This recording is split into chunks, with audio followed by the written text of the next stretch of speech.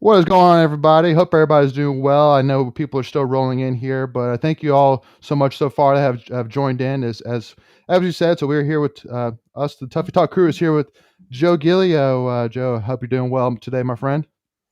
I am doing good, guys.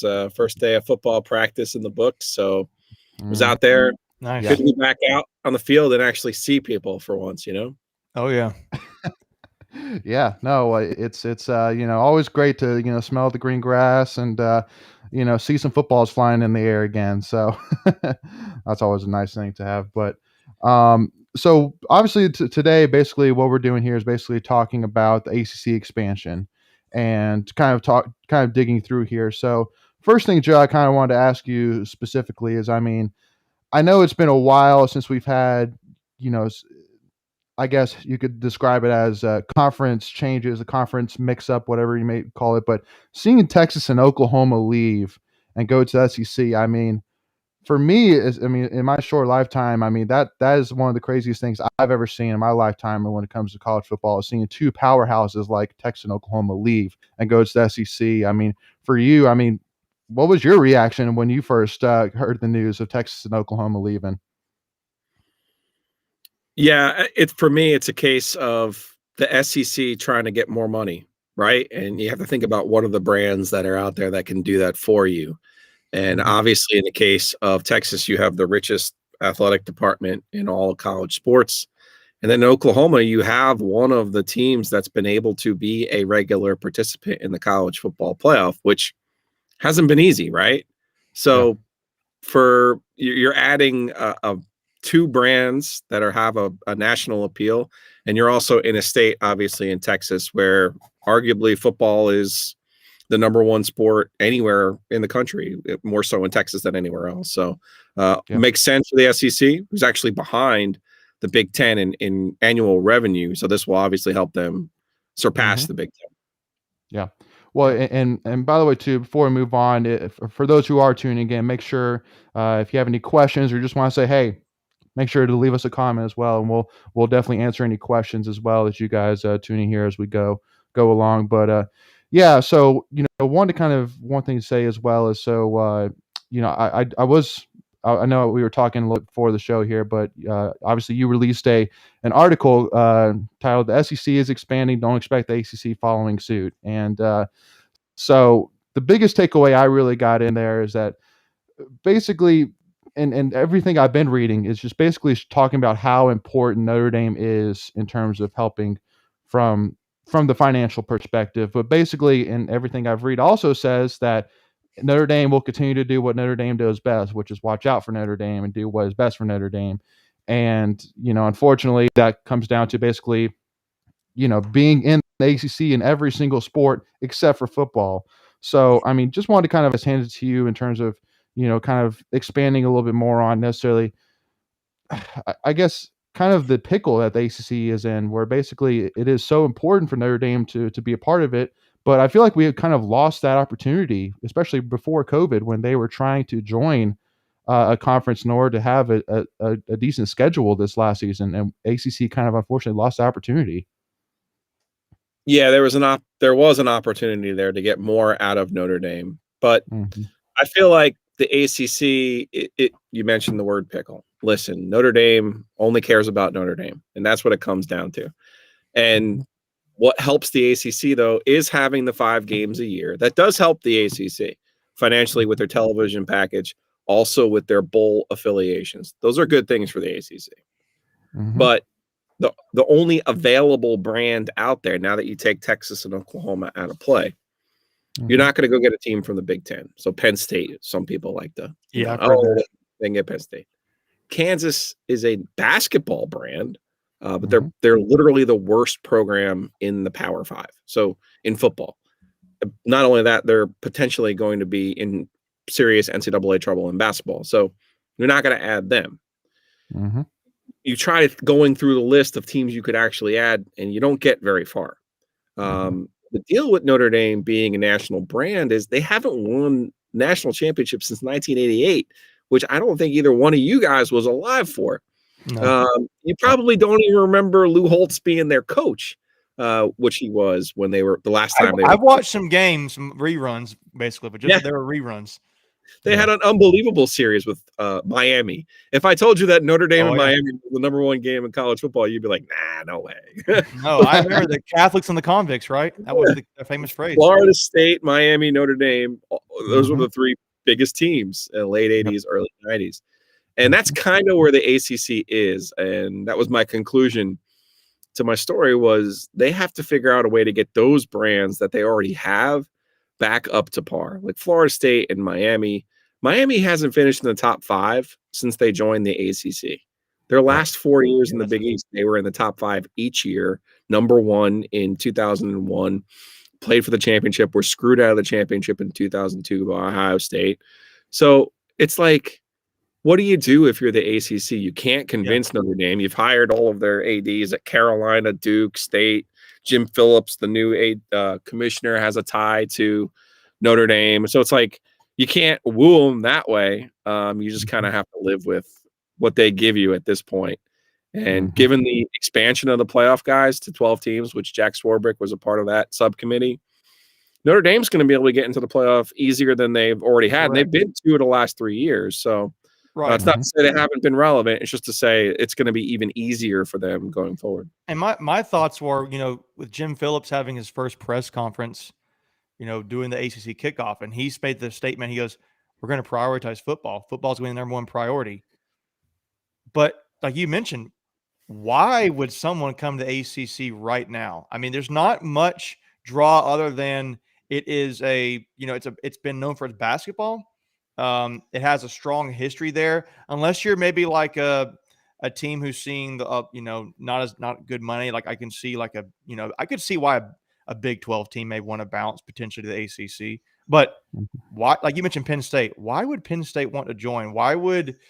Notre Dame has all the leverage right now. Again, with COVID, that way that was the chance they had, and especially when you mentioned 12 teams. I'm just like, why would you join the ACC when the network is making like what 400 some million a year compared to like the Big 10 or SEC's 800 some million a year?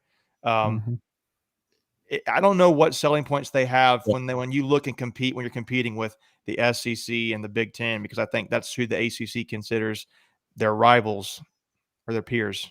Yeah, part of that grant of rights that the ACC has with their members is that Notre Dame, if they join a conference before 2036, it has to be the ACC. So there's a contractual obligation there in terms of the appeal.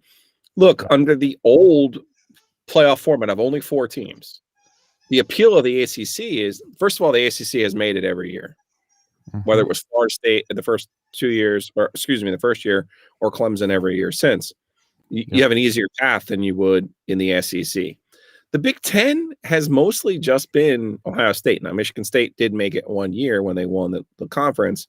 But for the most part, you would look at the ACC and go, oh, I have a way in there.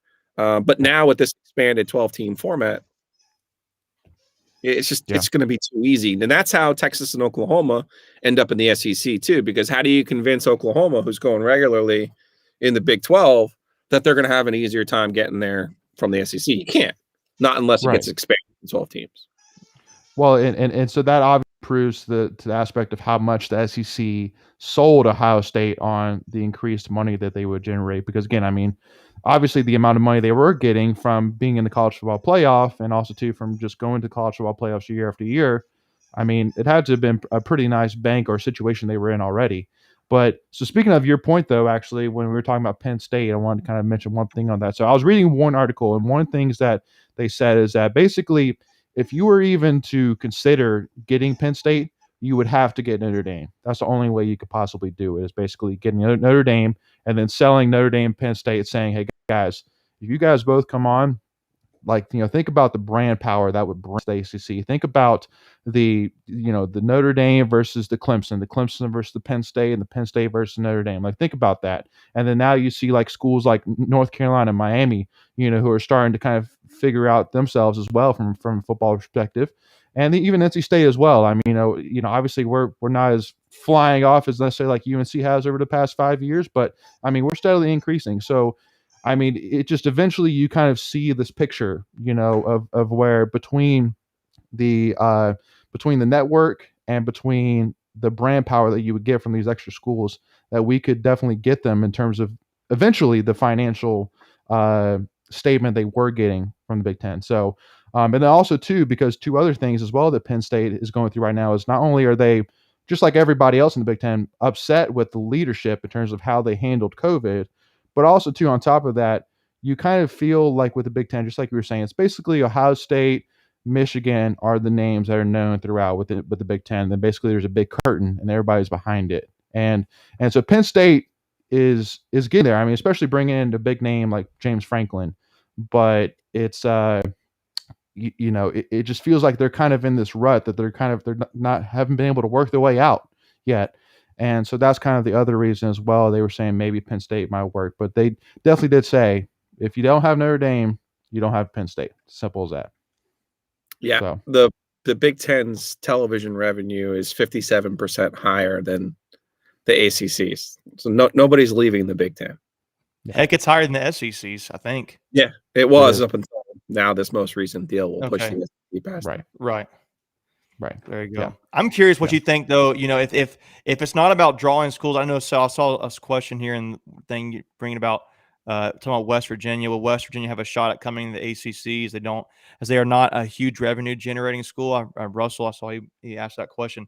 I mean, I would imagine. The West Virginia, I think it would be beneficial for West Virginia to join the ACC. You look at the Big 12 map; they're like all straight up and down the middle of the country, and then it's like, and here's West Virginia all alone. So it makes a lot of sense. West Virginia game last year or 2 years? We were there. It was for it was awesome, right? Yeah, and now the funny thing was that was late bachelor weekend. We went up to was it? Yeah, hung out there for his wedding. Yeah. That's a great college town. They love football. I said it at the time in 2003. I think they should. I think the ACC should have added West Virginia instead of Boston College. Wasn't even considered at the time because the ACC thought erroneously, academics matter. Why? They don't. You don't get anything from Boston College. Right. That doesn't help you. Like you can act like, college is this, or it's about learning. Look, man, it's about money. Yeah. That's what I can explain that to you, then I don't know what will. Right. And that was what I'm saying. West Virginia, what Russell's asking, they would make a sense for them to certainly join the ACC. Would the ACC do well in adding them? I think it would certainly help their case. You add another Power 5 school. They're respectable in basketball and football. They've got like an elite rifle team if you look into that kind of stuff. But, other schools is kind of hard. And I'm curious, there's been reports now even about because of all of this transferring between Oklahoma and Texas, there's a report that the Pac-12 and the Big 12 are meeting. The commissioners are there. I've heard talks about should the ACC, Jim Phillips, consider potentially a merger with the SEC if they would even welcome that. Have you heard? What are your thoughts on that? Have you ever thought about that much, Joe? No, that was Jay Billis. Look, I mean, people aren't going to give up money. Like, yeah, you know what I mean? Yeah. Like, the SEC went and specifically got Texas and Oklahoma. Now, I can tell you that in 2012, the ACC did talk to Texas and Oklahoma because at the time, those two schools were considering leaving for the Pac-12. And John Swofford had said to them, "Hey, if you're looking to leave and go somewhere, consider us." And they said, "Okay, yeah." Remember they ended up staying in the Big 12. Texas got the Longhorn Network, and I think this time around we've come to find out that Texas and Oklahoma have been talking to Greg Sankey in the SEC for more than a year, right? So what's going to be left of the Big 12? Those teams that are there. Again, the biggest problem, in my opinion, that the ACC has is the construction of the ACC. There are too many smaller schools. There's too many private schools. There are too many schools that are in major markets that are afterthoughts. Boston College, Pittsburgh. Miami is tricky in the sense that it's a small private school. When they're running hot, everybody loves Miami. But when they're where they've been the last 15 years, they're just another school that doesn't have enough money, doesn't play in its own stadium. Quite frankly, when they don't play somebody big, their stadium's empty. I don't know if you guys have been to a game down there yet or not. One of the games that State played down there, one of the things you learn when you cover NC State, you learn what a fan base looks like. So when you go on the road, it's hard for people, particularly in Raleigh, to understand this. But NC State doesn't have an appeal outside of the state of North Carolina or this region. So when they go play Pittsburgh and there's 30,000 people in a 65,000 seat stadium, you're like, where is everybody? But we don't understand that because when State plays Pittsburgh, there's 50,000 people in a 50,000 seat stadium. That's just how it works for NC State. Or Virginia Tech is another one where they actually care about football. When you go to Virginia Tech, it's sold out. But you look at the ACC, there's way too many places where and Clemson can sell out anywhere, right? Yeah. But it's a matter of become that brand. Other teams. Yeah, no. Well, and again, it's the unfortunate, because one thing too, which might be a potential benefit with how the ACC is kind of structured, is geographically it helps a lot with the kind of the natural rivalry between the Virginia Tech, the UNC Duke, Wake Forest, the Georgia Tech, even not that far away, et cetera. So I mean, it's all put together really nicely. But then you got all the way up north, Syracuse, which I mean, for it always kind of makes me laugh thinking about the Jim Boeheim's complaining about the basketball championship being in Greensboro, so yeah. So I mean, but that's kind of one of the biggest things. But I know for you, one of the points you had mentioned is about the academics and about the basketball, because obviously, and I mean, there's a lot of stats which show that basketball wise and academically, the ACC is way above every other conference. It's not even close. But again, it's kind of like we've kind of hit that point that are we either going to go all in and just be the best basketball conference in America and the best academic conference in America, or are we going to kind of maybe potentially possibly be willing to sacrifice some of that to go after that football dominance? Because again, unfortunately, I don't know numbers, but I feel like with football wise, football is where the money is these days. I mean, basketball, there's a lot of money in basketball, there's no doubt, but just without looking at the numbers in front of me, I feel like football is the king when it comes to revenue. And so I feel like you have to kind of dig a little bit into football. Otherwise you're going to get left behind almost. It's kind of what it's come into, but my hat's off to Jim Phillips though, for coming in, his first year here. And this is what he has to do with, right out of the gate. So, but hey, he knew that, that's the thing is people aren't, the ACC was already far behind the Big Ten and the SEC before this Texas and Oklahoma news. So he already knew that. That's why he was hired. He was at Northwestern. And if you look, Northwestern's the only small school in the Big Ten. Right. And they're relatively competitive, both in their facilities and on the field. Like he was able to make different moves in order to help the school. Now it's a small private school that has some pretty big donors, but I think ultimately that's why he was hired by the ACC, was to try to, find new ways for revenues for the conference, when right now it's just lagging behind those other two major powers. Yeah, I'm kind of shifting gears a little bit though. With the SEC, we talk about how successful they've been, making a lot of money. I know we talk about the Big Ten network making more than the SEC, but SEC's been wanting to branch out. There's been talks over the years about maybe they would love to get into North Carolina. I'm the kind of guy who's old school, would love ACC. NC State is a founding, like Everett Case, father of ACC basketball. There's so many things you could say about why NC State is NC State's a foundational ACC school. But if the SEC came calling for whatever reason, they wanted to get in North Carolina, do you think, I guess, Boo Corrigan should even blink? Or do you think he should have something that's really strongly we're an ACC school? What do you think about that? I think if you look at Texas A&M and the success that they had in leaving Texas, which is why Texas wants to be in the SEC. They don't want little brother having anything nice, right? I think if you're NC State and whatever scenario that the SEC wanted NC State, you definitely have to listen. You definitely have to. Now, is NC State going to compete in the SEC? Basketball, I think they would. Football, I don't think so. Yeah. Football, I think it'd be a struggle. If your best shot right now and would be an SEC East, And basketball, I mean, Kentucky's the number one team. Tennessee's been doing well lately. Vanderbilt's had its moments for a private school. Alabama's starting to do pretty well now, but I'm thinking it would help your making money for the university. It would help with at least football recruiting. I don't know if the cloud of SEC basketball would help in basketball recruiting, but I don't know. I just feel like that would be an interesting. I've always been like no way NC State's ACC school, but the more I think about it, and if I'm having to be like logistical about it makes sense. It just would for the future of our school's programs.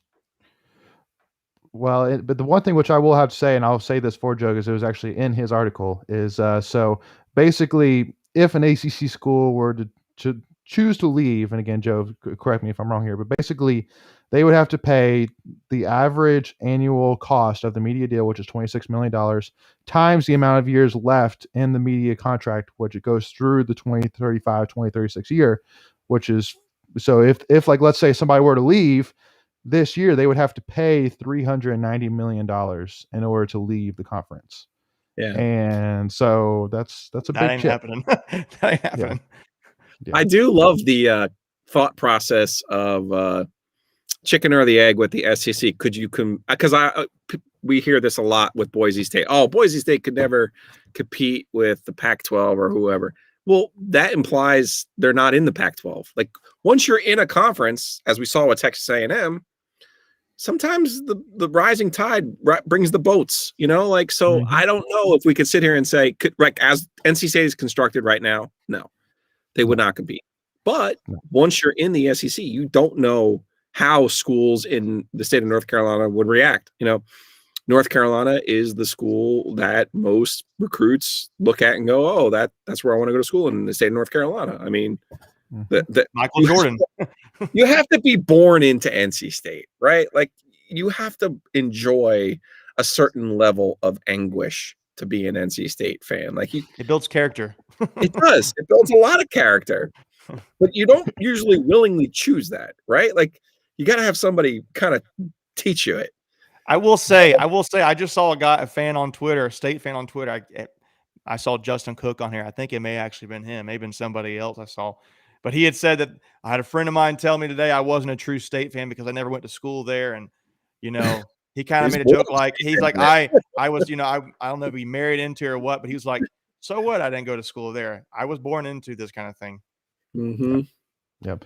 Well, and one fan, Kevin Allen, I saw your question about asking about could Maryland ever, come back to the ACC, and I mean, for me, I just say, no. I mean, they left us, and they're too much money in the Big Ten. I mean, that's I do think it's fair to criticize John Swofford from Maryland leaving in the situation that Maryland was in, and quite frankly, in part to some of the decisions that Debbie Young made when she was the athletic director there. But listen, I think they did what they had to do with Louisville when Maryland left. I don't disagree with that. If you look at athletic budgets, Louisville is in the top 10 in the country. When you look at television ratings, Louisville's a market where when you look at the NCAA tournament, not just like when Louisville's playing, but like for the Final Four or college football playoff, Louisville is routinely one of the highest rated TV markets for college sports. So I don't have any problems with the Louisville edition. I wish Maryland was still in the league because I like Maryland. The rivalries, yeah. They're terrible fans and everything else. But you want to talk about schools that tortured NC State, since I went to NC State in 1993, Maryland was usually on the other end of an excruciating loss for NC State. Yeah, I still think the greatest moment as an NC State fan watching Maryland was that last year in basketball, they lost to every single Tobacco Road school in their last year. And I reveled in that so much. It's like, man, this is so great. Yeah, but they still took our heart and souls in 2010 when they denied us our ACC championship football game. Did they deny us? Torrey Smith. Yeah, Torrey Smith denied us, and Tom O'Brien didn't say, "Hey, let's cover that guy." So, want to kind of transition. So obviously, at the end of the day, it really just comes down to branding, because basically the question is, when in my mind, if Jim Phillips is looking to add a school, that basically he should ask himself one question: does adding this school close the gap between the revenue financial gap between the SEC and the Big Ten and us? If it doesn't, if he doesn't think it will, then why bother? If it does, then great, go after it. And so that's why for me, like adding like West Virginia, it's great because of the fact that it adds a really big rivalry game in Pitt and West Virginia every single year, which is great. Fans are going to tune in for that. But it's the other, 11 weeks of the year that I just don't know if again, they're not a national brand. They don't have a ginormous, fan base. They just are in West Virginia. And so, and because at the end of the day, what the fans got to keep in mind is at the end of the day, if you bring West Virginia in, that's another split of the pot of the revenue. So basically, I mean, you have to not only account for that extra split, but for also trying to gain as well and catch up. Again, at the end of the day, the Big 12, the Pac-12, and us are basically just going to be talking to ourselves, going, "How are we going to catch up?" And because I even think the Big 10, they're going to get to a point. Because I mean, just like you were saying, with Texas and Oklahoma coming in, who are two of the top 10 schools when it comes to revenue and expenses. I mean, the SEC is going to take off, and I mean, so I think eventually it's going to be even the Big 10 catching up a little bit as well. So I mean, like and Joe, I'll kind of throw this out to you, but I mean, one thing which I was even reading as well is like the idea of the Big 12 and the Pac-12 merging, the Big 10 and the ACC merging, and having like a Power 3. And because again, geographically it works, and there's a lot of natural rivalries there. And again, it gives those conferences the best chance to compete against the SEC because, again, I know the SEC's talked about for a while that the SEC eventually wants to just be just a runner, just kind of just going from the SEC right to the NFL. And I mean, with the schools they're adding, I don't really see that's nothing stopping them really. But I don't think the SEC only wants to play the SEC. I don't think we'll ever get to that point. I mean, they want to play the Sun Belt teams. They want to play their 1AA teams. They love the Appalachian states of the world. Yeah, I mean, pretty much. I mean, App State's pretty good compared to some of the teams that get the SEC game. I don't foresee a time where, and I could be wrong. I mean, heck, this could be in a time capsule in 20 years. I don't know, but I think teams still want to schedule wins. My problem, even with the Big 12 and Pac-12 talking to each other, is you're talking about 20 schools. Like the money is just not there. I don't know. It's just reminiscent of the old Southern Conference, kind of. Yeah. It's all, everything repeats itself. History repeats itself. Right. Yeah. So Joe, I know we only got a little bit of time left here with you before you need to split out. So I wanted to kind of leave it to you with so if you had to predict, so I mean, what would you say kind of comes out of this in the short term? I mean, do you see, like, in terms of not only just ACC, but maybe overall, I mean, do you see anything else happening within the other schools, or do you see, especially with ACC, nothing happening, or adding West Virginia, Notre Dame? What are your predictions? I don't think the ACC will add anybody. I could see the Pac-12 maybe trying to add Kansas State, maybe, because you figure there'll be a package deal. The American Athletic would do well for themselves to get West Virginia, TCU, and Baylor. But again, it's about value and wanting to share money. If you're the Big Ten and you add somebody, you have to be willing to share money. And I don't know about you guys, but I don't know too many entities that are willing to do such things. Right. Yeah. Yeah. No, it really does come down to the end of the day. I mean, as much as it blows, because I mean, at the end of the day, you think it's universities, it's about academics, it's about helping these athletes and these students not only become better players, but also to become better men, and giving them a great education to set them up for life after athletics. But unfortunately, the NCAA just tearing off another piece, just making it even more and more obvious every single day that it clearly is not that. It is clearly just money, which, is the unfortunate reality, but it is what it is. So all we can do is just acknowledge it and just try and battle with it, but it's a fun battle. But yeah, so thank you again, Joe. Really appreciate it. And again, for those who are tuning in, Megan and I are still going to stay on, but Joe has to get home, which can't doubt that too much. Has been in the studio all day, so definitely make sure to tune in with him and Adam on 99.9 and WRL. Make sure to go follow him, guys. All right. So thank you, Joe. Really appreciate your Thanks, Joe. time. Really appreciate it. All right, guys. Good luck with the podcast. Appreciate you. All right. See you. Thank you, Thank guys. you. Appreciate it. So, one thing which I want to kind of piggyback right now is kind of give a number here, because one of the biggest things that stood out to me in Joe's article, which if you haven't read it already, is called that the SEC is expanding. Don't expect the ACC following suit. And one of the big things that he said, which really stood out to me, is that basically one of the biggest problems that the ACC has is that we don't have the right numbers when it comes to active students that some of the other schools do. So to kind of give you some of the numbers to kind of explain what I'm talking about.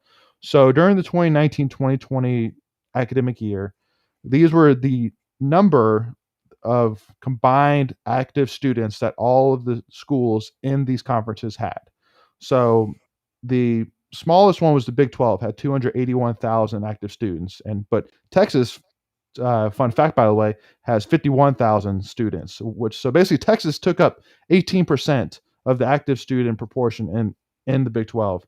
Then you have the ACC, which is next to last with 380,000, and then it's Pac-12 450,000, SEC 469,000, and then the Big 10 657,000. And you may say, well, why does that matter?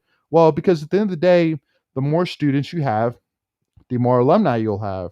The more alumni you have, the more fans you'll have. The more fans you'll have, the more money you're bringing in.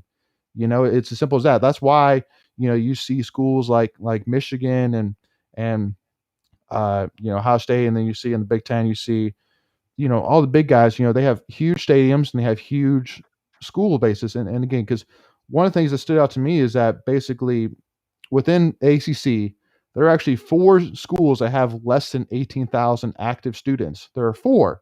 And in all the other conferences, there's only 2 combined. All the other conferences, there's 2 combined.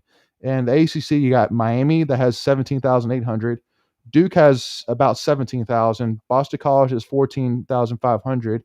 Wake Forest has 8,600 active students. Yeah. And again, these were taken from 2019. I know Joe didn't mention. I know Joe made a good point that I didn't think about. The ACC does have a lot of small private schools. Yeah. Beyond Miami, Miami having their big years, they're still considered a small private school, relatively speaking. So, yeah, he didn't mention Wake Forest, but you think Boston College, Wake Forest, Miami, and then I can't remember who the other school was you mentioned, but Duke. Yeah. So, I mean, that is a fair point that he made.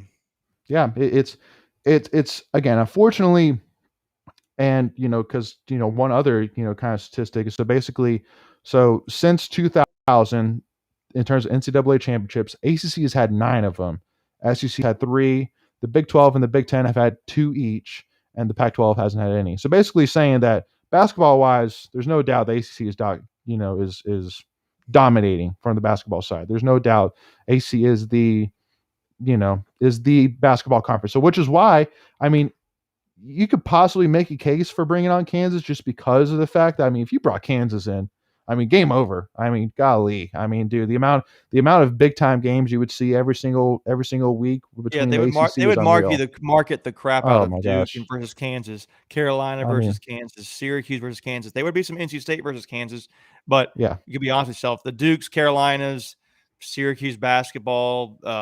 Louisville versus Kansas. That would be some money makers for the ACC for basketball. Again, I just come back to the fact that Jim Phillips said during his first press conference, football will be priority number 1 for the ACC moving forward. Yep, and it should be. And it's the first thing he comes out. It's like, to me, that would be the headline, the number 1. So if that's the case, well, then who do you target? I mean, I saw Justin had the note that he keeps hearing that West Virginia is coming to the ACC. I mean, I just saw an article from, I think it's the Mountaineer or whatever it was from West Virginia, that said it should be the ACC or bust for West Virginia. They would renew all their old rivalries and all that. But I would say the ACC is in a pickle, and that's why they hired Jim Phillips, because he knew how to make some money, and he made Northwestern into the athletic department that it is right now. And they're going to need that. They're going to really, really need that, because why would you come for football to the ACC right now, as dominant as Clemson is every single year? And granted, Alabama is too. That's kind of nixes both of that argument. But for the money, it's kind of hard to say, oh yeah, sure, sign me up for the either the last or second to last most profitable money making network in the Power 5 conferences. That sounds good to me. I mean, unless you're in the Big 12 right now, and you made a good point too, Layton, you're splitting the pot. They have to be very specific. Now, I personally disagree with Joe. I do think they're going to add West Virginia, just because I think it makes it even. West Virginia is another state they can put their, they can get money out of. I think it'll be renew some rivalries. I do think it'll happen. But that puts you at 16 teams in the conference. And but that includes Notre Dame. Right? Oh, that would include Notre Dame. So you'd be at 15. So you'd be at 15. If you just said, okay, well then excuse me. But still, 15 teams, that's a lot of teams in a conference. It's kind of getting closer to where the Southern Conference, Southern Conference had like 17 plus. But it's going to be very tough sell unless you get a school like Oklahoma State, who's going to go in football and has done recently good in basketball. Maybe you can go after them, but that doesn't make sense geographically. I know people said Baylor. What does Baylor bring? Baylor would be basketball. Another private, but that's now. That's right now. Right. So you've got, they would be another private school. I think they're private school. Just like, I almost said just like Miami and Duke and Boston College, Wake Forest, private school, that if they don't, they've had RG3, the few years they had RG3, and then they had the basketball right now. I can't remember the coach's name at Baylor, but there's not a lot of draw to the ACC right now. And that's where it makes me worried for the ACC as someone who's, State fan. We helped build the conference. Yeah. Well, and and to kind of answer to, I see a couple of comments as well I wanted to address. So first of all, with the hats. So we are actually pretty close. We're actually pretty close to finally coming out with our merchandise line that we have been talking about for a while. So we have a couple of custom designed shirts that we're going to be coming out with. So definitely make sure to be keeping an eye out. Yes, sir. And we should be rolling that out here soon. So definitely just keep an eye out. And then when it comes to so again, Louisville, West Virginia, TCU. So again, Louisville, I know Joe kind of mentioned it, but again, my kind of worry basically is that with Louisville and Syracuse, we brought them on either for basketball or academics. Now, because Joe was mentioning about how big of a how big of a money pot basically that Louisville has to work with. But for anybody that's been to both a Louisville football game and a Louisville basketball game, it's not even close. Louisville basketball is ridiculous. It's unreal, which I get because they're trying to compete with Kentucky, and we all know Kentucky all too well that they have all the money in the world when it comes to basketball, and they have to compete with them. So they have to put a lot of money into basketball. But that's why, for me, I would say, for those who haven't heard, Louisville's putting up a statue for Lamar Jackson, and I think that's silly. I think again, I think that's basically that. They're trying to gain more interest and gain more revenue, and hey, again, if that kind of helps, secure Lamar, maybe get some extra donations, then it is what it is. But yeah. On that note, with the I will say on that statue thing, I think it's a little silly. I will say that if NC State had a Heisman winner, I think they should build a statue for him. I would honestly be on board with that. The one statue I think State needs to make right now, the next one is David Thompson. That's just a little side note. Yeah. Go ahead with your question. No, well, because the biggest thing too, which again, we were kind of already talking about. Again, academically, ACC is killing it. I think in the top 50 public universities that were put together by U.S. News, the ACC had 8 of them. And you might say, well, 8 and 50, that's not that much. Well, again, you got to keep in mind that includes Yale, that includes Harvard, that includes every university. So, but again, the second was I think it was the Big Ten. I think had 3 or 4, and so again, it just comes down to at the end of the day, and somebody actually already mentioned it, that unfortunately basketball is not the revenue generator it was. It used to, when you had, the days where you had the big four of Wake Forest, Duke, and Carolina State competing in Reynolds Coliseum against each other. There was a lot of hype behind it, but then again, it's not now what it was, and I do think a lot of that unfortunately comes down to the one and dones. I hate to say that, but again, unfortunately, the talent level and the competition isn't as high as it used to be, because you used to see guys like Ralph Sampson with Virginia. What he do every single year? He could have easily gone number one in the draft. But every single year he came back. Look at Michael Jordan. He stuck around. And I mean, and he developed under Dean Smith, and he grew. So Yeah. go ahead. I'll add this to kind of compare. We were talking about, I was just curious. We kept talking about how much football, the money's in football. And I just trying to think, well, has anybody done the research and actually learning what it would cost, like what the money? And I found an article from Business Insider in October 5th of 2017 that broke down the NCAA average revenue by sport. Okay. So this is how much, I guess, each program made, I guess, or I think each program sport. made, each sport by sport. Football on average was $31.9 million. The next closest one was men's basketball at $8.2 million. To give you, Yep. I mean, that's like like about 4 times as much than, like, football made At 4 least. times as much money as basketball in 2017. And then, Mhm. from there, basketball made about, which I kind of interesting. The next most profitable sport, what do you think that would be, Leighton, on average? I bet you won't guess it. No, I couldn't According to guess. this report, again, men's ice hockey. I believe that.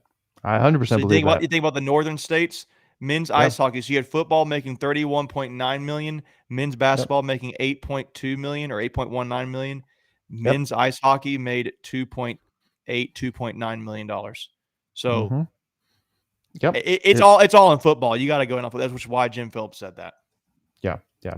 Because again, one of the big things too is that, especially because we already kind of talked about it a little bit earlier, but I want to kind of bring it back up. So really, for Notre Dame, it really comes down to that we really had a perfect opportunity this last year, a perfect opportunity to cash in on basically kind of tying Notre Dame's hands to join the ACC full time, because basically it came down to it that all of these schools that they had scheduled were falling off, not playing, and so they were desperate. And so we could have said, all right, we'll let you join, but you have to join full time through your contract, which is Right. through 2035, 2036 year. But we didn't. And it was great to see, the ACC on the field and they see on their jerseys. But I don't know if it's because Swadford was obviously going through his retirement year, and maybe he just didn't really want to go through all that. But I mean, again, that was the moment. And now, if you try and talk to Notre Dame, I feel like you've kind of lost that bargaining chip. I mean, because especially now with the 12-team college football playoff, life can be easy for them. They still got their NBC money. They're still the 7th most wealthiest college football program in the country. They only have to play 5 ACC games per year, so they control more than half of their schedule. So they can easily bounce it as much as they would like, and just basically bounce enough just to make sure that they get into the top 12.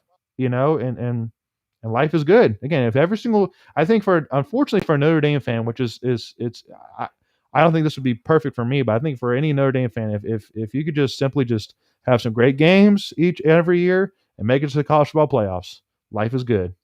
Which is sad, because I mean, for me, I want that extra championship opportunity. I want to play for a conference championship, as well, just because it gives you another opportunity to put some hardware in your trophy case. But it's again, I guess for Notre Dame, that's what they want. And again, just like Joe said, Notre Dame will do what Notre Dame does best, which is watch out for Notre Dame.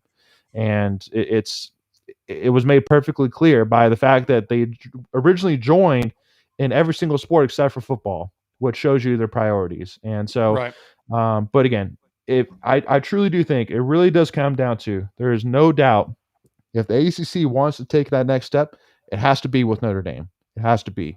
In my opinion, I know I actually released a video sometime back saying that, in my opinion, West Virginia and Notre Dame are the two schools that join the ACC. But I have a hard time believing now, the more I've read, the more I've researched, that Notre Dame will join, because we lost that chance. And also, too, with West Virginia, I just don't see the benefit there. I see a huge benefit for West Virginia. I see that the minute that the athletic director sees Jim Phillips' his name show up on the phone line, that West Virginia pick up and say, yes, I'll join, yes. But again, for us, I just don't see, that they're really going to help us that much. And because, again, is it really worth, redoing all of our contracts and all that jazz just to join a school that maybe we'll break even with, or basically do just as well now as we were then? It's just, I don't see it. But it's a pickle, just like we were saying. It is a pickle. I like I said, I totally agree with what you're saying. Is a pickle. And Notre Dame's not going to join the ACC. I don't think they will.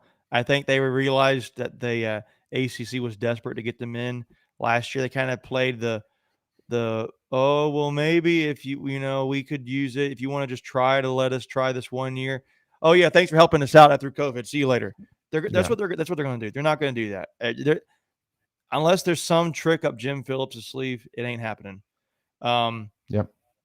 I would say, going back to my point I thought I'd try to make earlier, as far as NC State specifically, and I know some fans probably don't like to think this some way, especially old-time fans, and I'm more of a classic.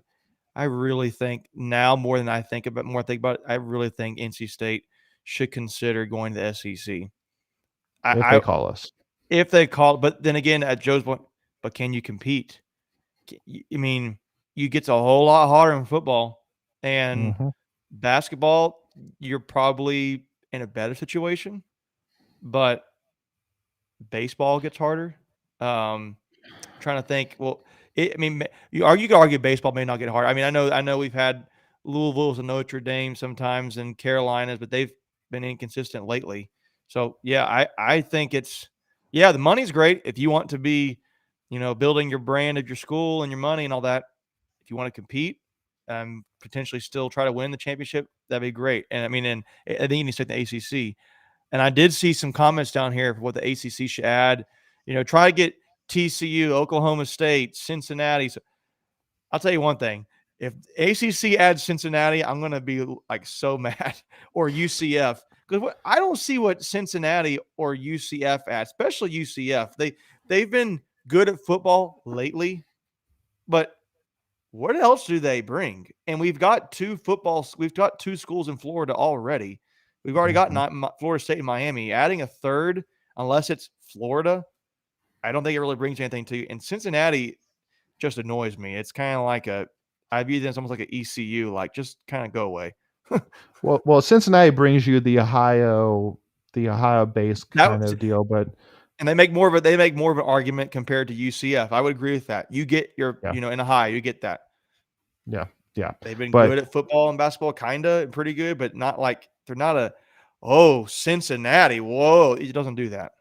Yeah, no. But Stephen Apple said it best though, and I do want to say this: that basically the ACC bent over and took it for Notre Dame, and that's all we did. There wasn't anything we gave, but they didn't give anything back. I truly do think they didn't really give much back at all. So, which is unfortunate. But yeah, so really at the end of the day, my prediction really is that, unfortunately, I don't see the ACC adding anybody. Not this year. You don't think they'll add West Virginia this year? I think they will. I think they will, but I'll tell you, my opinion has changed a lot, that I don't really know if they should. But I do think they need to try. Because again, here's my other thing though, that I know I've actually thought of, is that West Virginia, it could be basically you're taking a lottery ticket, and it's not necessarily that bad odds, but I'm saying West Virginia could turn into something. They could turn into a big revenue generator for us, because for anybody who's here watching that hasn't watched a West Virginia football game, it's entertaining to watch. Their fans are crazy, and it's an entertaining game to watch, especially watching those Pitt West Virginia games. they're a lot of fun. So and again, I mean, it's adding to the point that I mentioned earlier about how it is. I do feel like it's kind of a benefit for the ACC that everybody, for the most part, most of the schools are really, really close to each other. So it makes for really exciting, close rivalries because even just from the geographical perspective, we're all right beside each other. So it's very easy to be kind of a rival with each other. And so West Virginia kind of will pick up that same thing with not only Pitt, but I'm sure they'll even kind of grow a little bit of a rivalry with even like Virginia and Virginia Tech, that aren't like, really close, but I mean, they're within spitting distance. So yeah, Virginia Tech and West Virginia fans hate each other. And obviously West Virginia hates Pittsburgh too. I'm gonna tell you what, living in Blacksburg for a while, those schools do not like each other. So no. But Kevin Allen, you kind of mentioned it with the if State were to join the SC, they'd have to improve on all fronts to survive. Yeah, I mean that's the biggest thing for me is that I mean I think basketball wise you take a hit just because you're not competing anymore.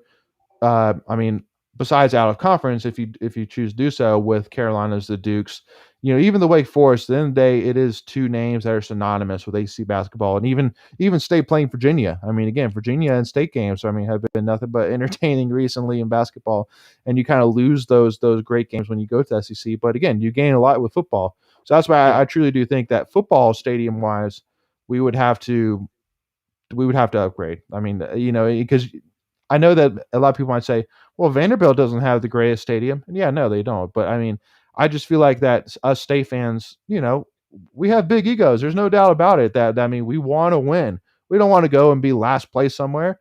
So, if we're going to the SEC, we're going to win, which is a tall task to say the least. But let's be real here.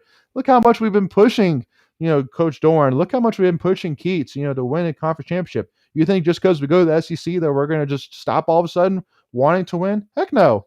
We're going all the way to win. Yeah, and I want to kind of support what you're saying a little bit on kind of a sideways way of saying it. Imagine if Dave Doran right now, as long as he's been at State, now it's going on year 8 or 9.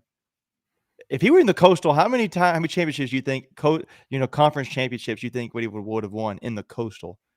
1, 2, at least, maybe? Well, at least a berth, at least a championship berth. I think he would have won 1, maybe 2 in the Coastal, like a Coastal Division title. I think he would have won at least 1 or 2 already. Okay, I see what you mean. I got you. I thought you meant ACC. Is that clear? Yeah, I mean, he would have to still go up against Clemson, but you'd be winning the division, and it would be, I mean, not every year, but he would have won it once or twice already, and he would have been playing in a championship game once or twice, I believe. Well, and because, for those State fans, too, who didn't watch my other video, which, by the way, too, if you haven't, make sure to go check out my first video, the ACC expansion discussion that I kind of talked about some topics. But one of the things which Jim Phillips has made perfectly clear is that his goal or his idea, his perfect idea is that basically eventually the ACC will move into basically getting rid of divisions. And basically you just have 14, 16, whatever, how many teams, and there's no divisions, and basically it's just a toss of the hat of who you play each year. And one of the benefits, I mean, look what happened last year.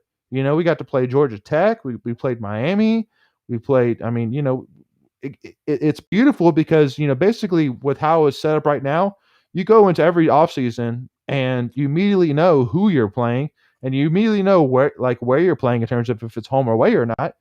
It's just basically which order do you play it in. Like that's the only thing that's really interesting about it. But if you get rid of that, it's immediately, who do we play this year? We could play, Virginia Tech, we could play Virginia, we could play Georgia Tech, we could play Florida State. Who knows, which is awesome. And a lot of people might go back to that and say, well, but basically whoever draws Clemson has the tougher schedules than teams that don't draw Clemson. And I agree with that. But the one thing which I will say to that is, I mean, unfortunately, as much as us State fans have to say it, the Coastal is bumping up. Like Virginia, Carolina, Miami, they're growing as football programs. They are. I mean, they're right now. I would say, yeah, they are. When you look though at the last few years, I think each team in the Coastal Division has won a division title in the last 7, 8 years, 9 years. Like at least one of them has won. So when it just ebbed and flowed. When you look at the preseason picks for this year, it's like on the Atlantic, it's like Clemson, the clear cut, they're the ones going to win. And then it's like, I think NC State is second, and then it's a few others.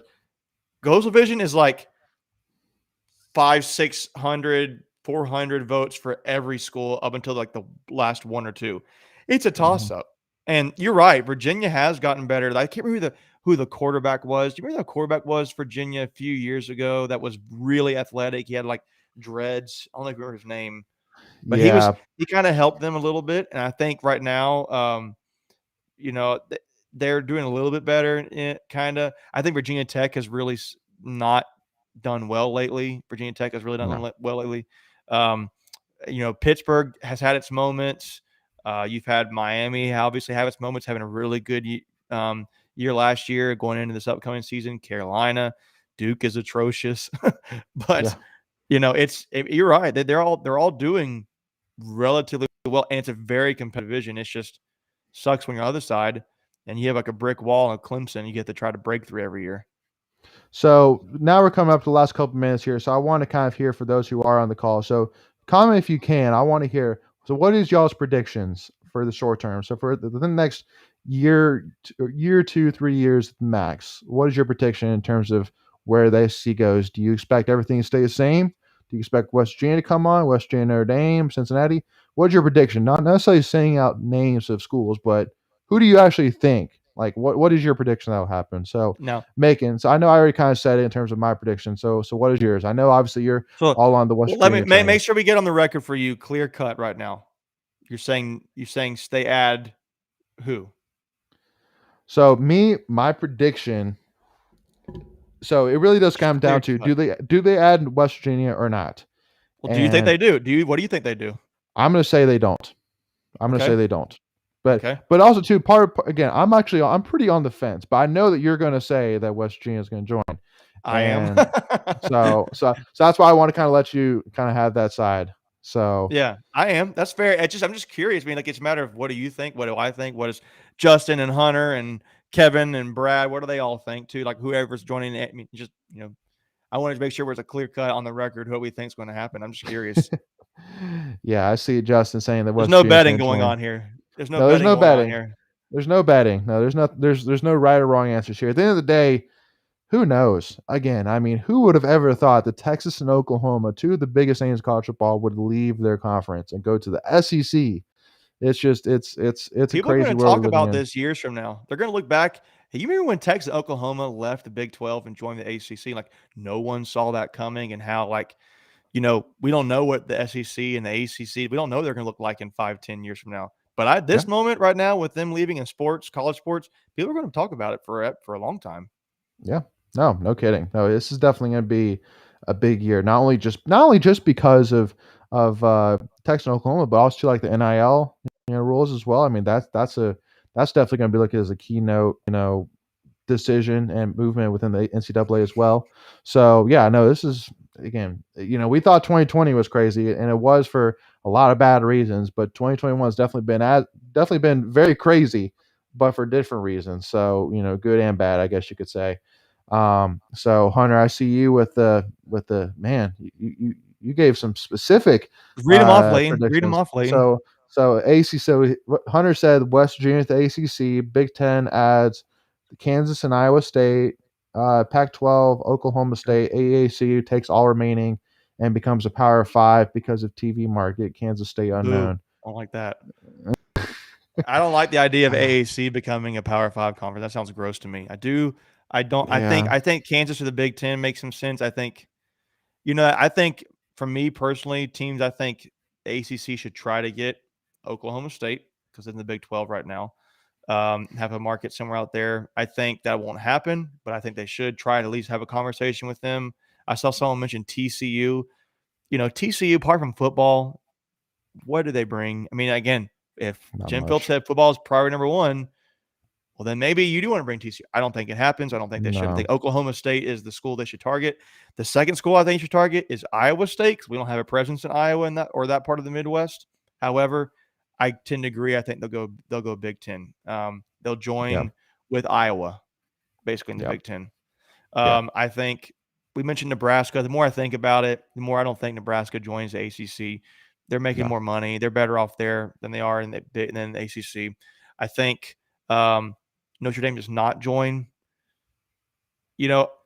I don't see Penn State joining. I don't see any reason why they would. If they're really that mad with the commissioner about COVID stuff to join, then okay, great for us. But again, what do they bring? Football, they bring wrestling, and that's it. I mean, yeah. I mean, again, it really does come down to that again with Penn State. Basically, the biggest benefits are not only just that they're pissed off at the Big Ten leadership, just like everybody else is within the Big Ten because of how they handle COVID, but also too that a lot of their recruiting states that they go after recruits is actually in ACC territory with Pennsylvania and Maryland. So like it's right there in the East Coast, middle, which is, right in the ACC territory. But also too, there's a lot of natural rivalries there with, Pitt, being beside as well. So they could add Pitt as a rival, which, doesn't sound like much because obviously you look at Penn State and how they fill stadiums. It's not like Pitt. It's very different. So, but yeah, it's. I would say that Penn State would join before Notre Dame would join, but I truly do think, and I said it, at the beginning, that the only way you're going to get Notre Dame or Penn State is if they both come together, which is a long shot to say the least. But if that happens, that's I don't think it's going to happen. I don't think that's going to happen. I know. I don't know. It'd be interesting. I'll tell you two schools people have mentioned on here, do not go. I don't think they should go for UCF. I don't think that makes sense to me. I do not think Cincinnati makes sense. I just don't think they bring any sort of validation to strengthen the brand of the ACC. I just don't. That's just me. Yeah. Again, yeah. But you guys can think that if you want to, and that's maybe I'm in the wrong here. I just don't think that.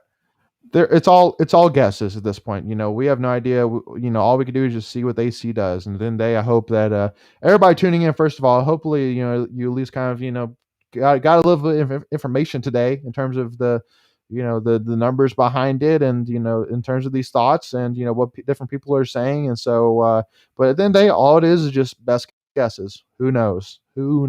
That's all 2020 and 21 has been, is who knows. So anyway, so now we've got to that point. So so for all those who joined into the giveaway, so thank you all so much again. Just as a reminder, so basically we're giving away here 2 sets of our Wolfpack family car flags, one for each. So we're picking 2 people for each to have one, and then we're picking one person to win a $25 gift card to the Red and White Shop. So so definitely exciting here. So I got here cut full of some names. NC State, gotta love it. So I'm gonna say that's an underrated logo right there. I agree. Underrated. I agree for sure. Not the best, the best by far, but it's underrated. I agree. So make sure if your name is picked, make sure to direct message us directly, and we'll talk about how to claim the prize. So first of all, Hunter, thank you so much. Thank you, Justin. Appreciate y'all and everybody tuning in. So that being said, so the first 2 names are going to be the card flags, and the last name is going to be the gift card. So first name, so Rusty Orel, Rusty Orel. Hopefully I said your name right. Sorry, we're saying that. Maybe we're botching it, but yeah. Rusty. Yeah. So that's one, and then the other name for the car flags is Jamie Gregg. So Rusty and Jamie, you guys are the winners of the 2 car flags. So make sure to direct message us, and then the winner of the gift card, which I'm gonna shake it up some extra more because hey, it's $25 for a gift card, man. That'll get you. I can buy you a nice hat. I'll buy you half a shirt. I buy you some more flags. Is Yonkaholic. Congratulations, Yonkaholic, on the $25 gift card, man. Congratulations to you, man. So thank you all so much again for tuning in. Really do appreciate it, and really appreciate you guys who entered as well. Thank you all so much for the support. Hopefully y'all enjoyed this, and make sure to tune in for our episode tomorrow. If you haven't checked out already, we interviewed Melissa Evans, had an awesome interview with her. So make sure to go check it out right now on YouTube. And then also part 2 will come out tomorrow. So make sure to check out that. So thank you all again, and really do appreciate y'all support. And as always, go Pack, y'all. Go Pack. We'll see you guys. Thank you, Noah. Thank you all again.